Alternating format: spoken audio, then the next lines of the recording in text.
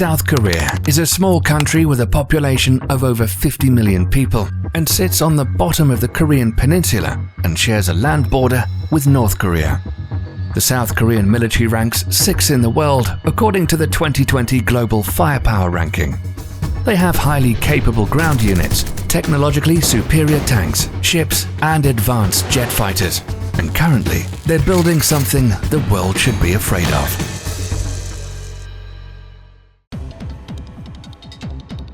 Being a neighbor of two totalitarian countries in the world isn't a pleasant thing, especially if these countries are armed with nuclear weapons. North Korea may seem calm at the moment, but China is acting aggressively, expanding its territory in the South China Sea with the building of artificial islands and staking claim to more than 70 other reefs and islets.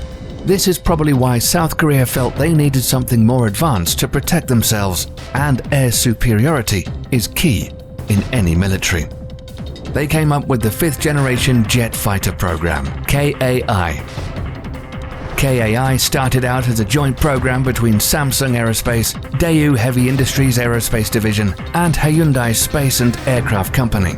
These companies are responsible for developing many of the country's aircraft and space vehicles, like the South Korean Air Force's F-16Cs, under technology agreements and help from Lockheed Martin and the ambitious Korean Space Launch Vehicle.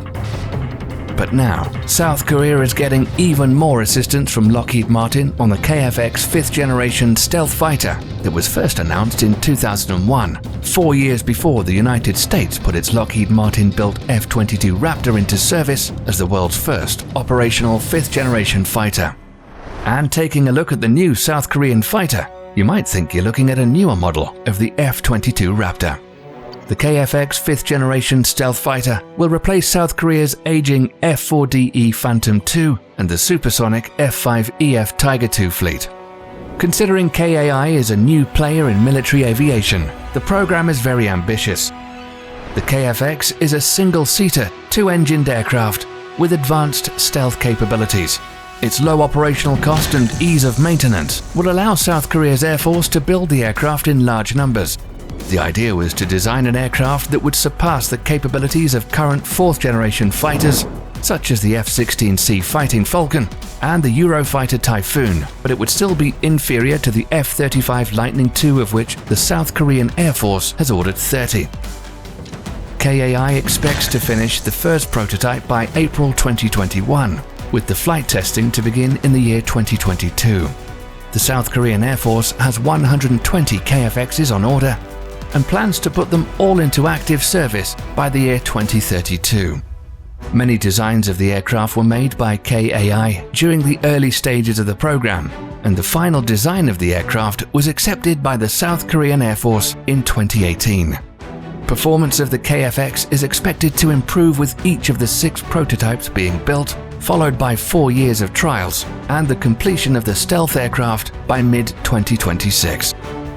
As for some technical specifications, the KF-X is 54.4 feet long and has a wingspan of 36.7 feet. This amazing-looking fighter jet received its engines from General Electric Aviation in June 2020 and will be equipped with 2 F414 GE 400K afterburning turbofan engines, which put out 22,000 pounds of thrust each with afterburner. They're controlled by some awesome technology. A fully authority digital engine electronics control system, which consists of a digital computer, is an electronic engine controller, and other related accessories that control all aspects of the KF-X's engine performance. These engines are a variant of the General Electric F414 engines currently powering the FA-18 Super Hornets of the United States Navy, and are co-developed and manufactured by General Electric and Hanwha Aerospace and assembled in South Korea. The 2 engines together will give the aircraft an ability to reach a maximum speed of Mach 1.8, and the new fighter will have a ferry range of 1,800 miles and be able to carry a total payload capacity of 17,000 pounds. At the beginning of the KF-X program, it was believed South Korea possessed around 63% of the technologies required to deliver the operational 5th generation fighter. They needed help, so the Agency of Defense Development allowed KAI to seek partnerships around the world for crucial technologies such as Active Electronically Scanned Array or AESA radar system, electronic warfare suite, infrared searching and tracking systems. Over the years, the program has successfully partnered with various companies around the globe to develop all the required technology that this stealth jet needs. The KFX is outfitted with an AESA radar system, the electronic warfare suite, terrain following, terrain avoidance system, the integration of the Meteor beyond visual range air-to-air missile, and an Mk-18 ejection seat and escape mechanism for the pilot. Finally, as part of South Korea's F-35 Lightning deal, the program was also offered technology transfer in a bunch of critical areas by Lockheed Martin. By 2019, the program had secured all the necessary technology to proceed with the production of the prototypes. From the very beginning, the airframe of the KFX was designed keeping in mind future upgrades in avionics and weapon systems. According to reports, the first mass-produced KFX aircraft are expected between 2026 and 2028. They'll be equipped with air-to-ground weapons in addition to air-to-air weapons. The Block 2 KFXs, which will be series produced from 2029, will be capable of performing full air-to-air and air-to-ground combat missions. Unlike other fifth-generation fighters, the KFX will not carry its weapons in an internal weapons bay, which will comprise its stealth capabilities, but will allow the fighter to have 10 hard points to carry various weapon types. The KFX is designed as an omni-role platform, which allows it to be used in both air superiority and ground strike missions. The main air-to-air missiles carried by the KFX would be infrared homing, short-range, AIM-9 Sidewinder, and Iris-T missiles. For medium and beyond visual range engagement, the aircraft will carry the active radar-guided AIM-120, AMRAAM, and MBDA Meteor missile. All these missiles are currently leading weapons in their class, making the KFX a potent air-to-air adversary against existing 4th and 5th generation aircraft. For air operations conducted to destroy, neutralize, or delay the enemy's potential before it can be used effectively against friendly forces, the KFX will feature the modernized Taurus KEPD-350 air-launched cruise missile developed by MBDA and Saab Aerospace Systems. The Taurus is capable of flying at supersonic speeds and incorporates stealth technology. It carries two 1,100-pound warheads and has a maximum range of 300 miles. The warhead is called Mephisto, multi-effect penetrator, highly sophisticated and target optimized. It is designed to clear Earth or a hardened underground bunker, then detonate its main warhead using a variable delay fuse. The South Korean variant of the missile will also feature a selective availability anti-spoofing module to prevent jamming. With all these capabilities, the KFX is going to be an extremely potent fighter aircraft. Despite various struggles with funding and technology acquisition, the program is finally well on its way to deliver the finished fighter for South Korea.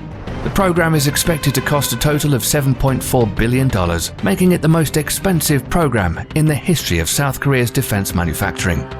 In spite of the cost, once the fighter is fully tested and enters its production stages, it'll not only become the backbone of the South Korean Air Force, but also have tremendous export possibilities as other smaller nations look to get an operational fifth-generation fighter to boost their own air forces. On September 3, 2020, Korea Aerospace Industries released photos showing the initial prototype taking shape, and the fighter is supposed to be finished by April 2021. Photos show the most of the fuselage, which seems to have been completed with three major components: the forward fuselage that includes the cockpit, the central barrel fuselage with the internal wings attached, and a tail unit, which shows the flying surfaces have not been added yet. Because of the color of the components, most of the structure seems to be made of composite materials. Other major subassemblies are now in the process of being put together on the production line. We're excited to finally see some new fighters being made and coming together. When the new South Korean jet fighter finally gets in the air, you'll definitely hear about it here. So, make sure you subscribe and turn on your notifications so you won't miss out. Thanks for watching.